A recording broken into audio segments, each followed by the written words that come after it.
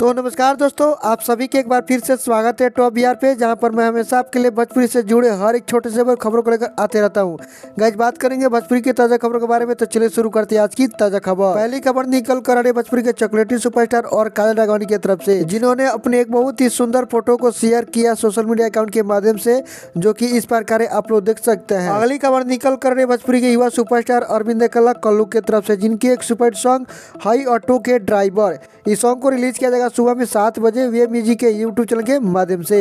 अगली खबर निकल कर भोजपुरी के सुपरस्टार सिंगर समर सिंह और नेहा राज की तरफ से, जिनकी एक सुपरहिट होली सॉन्ग, जिस सॉन्ग का नाम है टच पिचकारियां, इस सॉन्ग को रिलीज किया जाएगा 9 तारीख को सुबह में 7 बजे वे म्यूजिक के यूट्यूब चैनल के माध्यम से।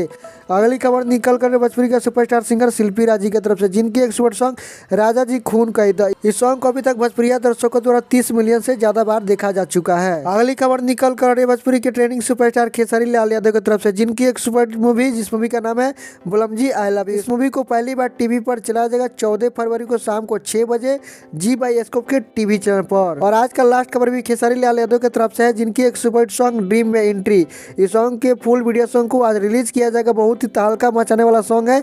इस सॉन्ग को आज रिलीज किया जाएगा सुबह में 11 बजे सारेगामा हम भोजपुरी के यूट्यूब चैनल के माध्यम से।